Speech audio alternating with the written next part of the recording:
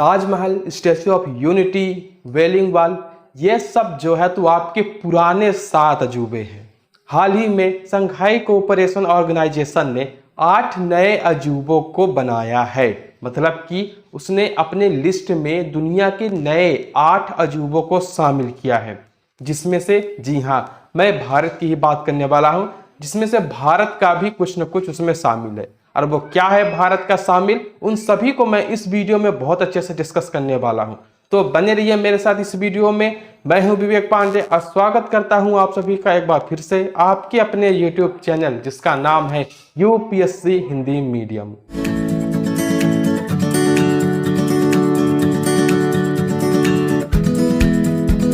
Shanghai cooperation के 8 नए अजूबों को जानने से पहले हम थोड़ा बहुत शंघाई कोऑपरेशन ऑर्गेनाइजेशन को जान लेते हैं। ये जो है तो पहले S5 था। इसमें 5 देश सदस्य थे, जैसे कि कजाकिस्तान, किर्गिस्तान, रसिया, तजाकिस्तान और चाइना। इन 5 देश को मिलाकर S5 हुआ करता था। और फिर जो था 15 जून 2001 में जो था SCO शंघाई कोऑपरेशन ऑर्गेनाइजेशन की स्थापना की गई। वर्तमान SCO में 8 मेंबर्स हैं, 6 जो इसके फाउंडर्स हैं, सब इसके मिला के S6 जो इसके फाउंडर मेंबर्स हैं। और 2017 में पाकिस्तान और इंडिया भी जो है तो इसमें शामिल हो गया है, इसकी सदस्यता ले ली है। तो अब 8 मेंबर्स हो गए हैं। तो इन 8 मेंबर से जो है तो 8 एक अजूबों को निकाल लिया गया है। यहाँ दोस्तों इसमें जो है तो रूस के मेंबर्स, मतलब रूस का अजूबा है, भारत का अजूबा है, यहाँ तक कि पाकिस्तान का भी अजूबा है। तो इन 8 देशों से एक अजूबों फेमस चीज़ों को लेकर ही जो है तो इसके 8 नए वंडर्स बने। तो अब हम उन धीरे धीरे 8 नए वंडर्स को हम देख लेते हैं। तो इसमें से पहला जो होता है चीन का जो होता है एक डैमिंग पैलेस है। जी हाँ दोस्तों, ये चीन का एक बहुत बड़ा एवं नेशनल हेरिटेज है, एक राष्ट्रीय विरासत है और एक शाही महल है जो तांग राजवंश से संबंधित है और इसकी राजधानी चांगआंग में स्थित है। 2 शताब्दियों से भी अधिक समय तक यह स्थान तांग सम्राटों का शाही निवास रहा है। इसमें जो 3 बड़े बड़े हाल हैं, जिसमें पहला हाल जो था हनुआन हाल, जुआइंगहोंग हाल, जीचेन हाल। तो मतलब ये 3 इसके हाल जो है तो बहुत बड़े बड़े हाल हैं। ठीक है, तो अब इसे जो है तो अब क्या मतलब ये पब्लिक के लिए खुला है, नहीं खुला है, तो ये 1 अक्टूबर 2010 से लिए फिर आम जनता के लिए भी इसको खोल दिया गया है। जी हाँ दोस्तों, तो अब दूसरा हम बात कर लेते हैं नौरोज पैलेस इन तजाकिस्तान। तजाकिस्तान का एक नौरोज पैलेस, इस्माइल सोमोनू एवेन्यू में स्थित नौरोज पैलेस तजाकिस्तान के शीर्ष आकर्षणों में से एक है। शुरुआत में नेताओं के एक सम्मेलन को समायोजित करने के लिए बनाया गया था। यह महल अब किराए पर लिया गया है। ये पैलेस जो तो बहुत ही अनोखा है। इसमें हम और भी इसके कुछ विशेषताएं बता देते हैं। जैसे कि सुविधा के आधार पर इसमें जो है तो 4 हाल हैं, एक गुलिस्तान, डिडोर, झरझुंड और अरजांग, इसमें से 4 हॉल हैं। ठीक है, नौरोज पैलेस में साथ ही साथ एक सिनेमा हॉल है और शॉपिंग मॉल है, एक नाइट क्लब भी है।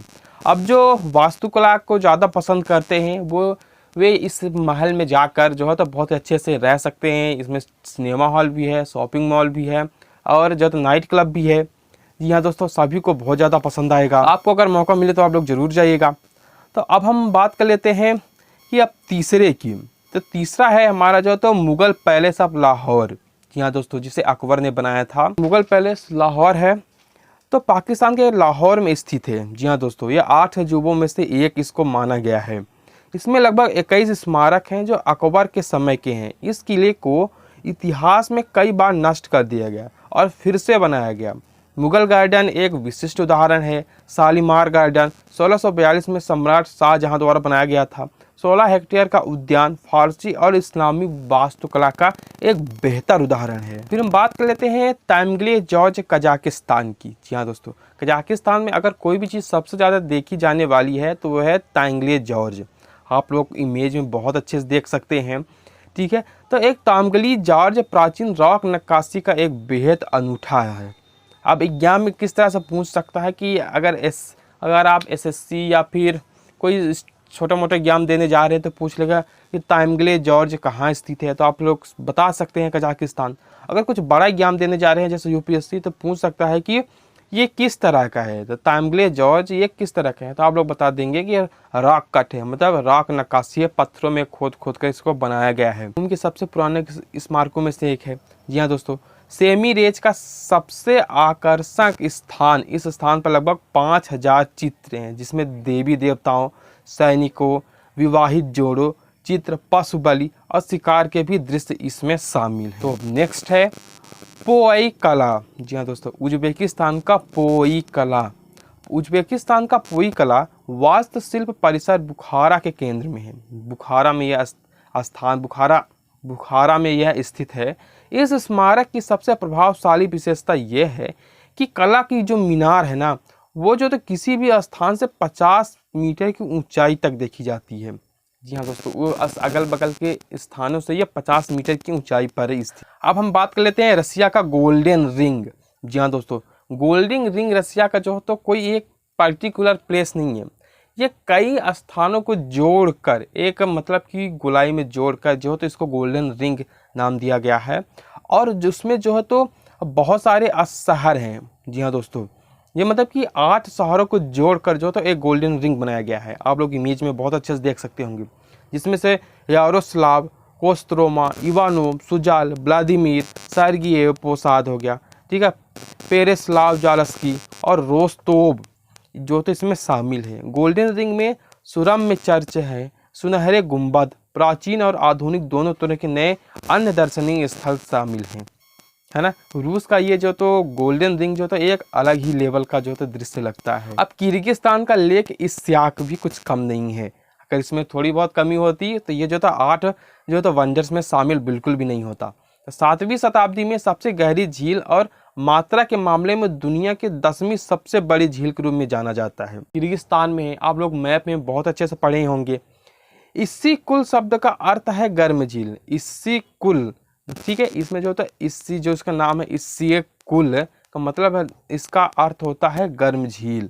हालांकि झील बर्फ से ढकी चोटियों से वो घिरी हुई है, लेकिन इसका पानी कभी जमता नहीं। क्षेत्रफल देखें तो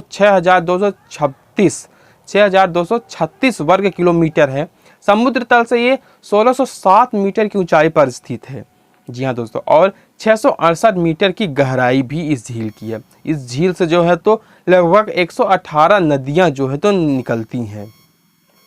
अब हम बात कर लेते हैं अब 8वें वंडर्स की। जो 8वां वंडर्स हमारे इंडिया का है, तो वह इंडिया का क्या है, of course statue of unity. Gujarat का स्टैच्यू ऑफ यूनिटी जो है तो एससीओ का 8वां वंडर है। इसकी जो है तो ऊंचाई जो है तो 182 मीटर है, जिसके साथ साथ ये दुनिया की सबसे ऊंची प्रतिमा है, सबसे ऊंची मूर्ति है। और ये सरदार वल्लभ भाई पटेल की 143वीं जयंती पर जो तो बनाया गया था, उद्घाटन किया गया था, और नरेंद्र मोदी ने इसका उद्घाटन किया था। अब ये जो है तो सरदार वल्लभ भाई पटेल कौन थे, ये भारत के पहले गृह मंत्री और उप मुख्यमंत्री थे, है ना। और 90,000 टन सीमेंट और 25,000 टन लोहे का उपयोग करके इसमें जो है 33 महीनों के भीतर इसका निर्माण किया गया। तो एक छोटा सा वीडियो यहीं तक था।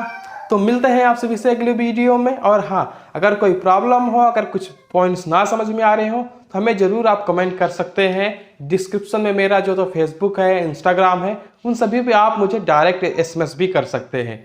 तो मिलता हूँ आपसे फिर से अगले वीडियो में। तब तक के लिए बाय। जय हिंद, जय भारत।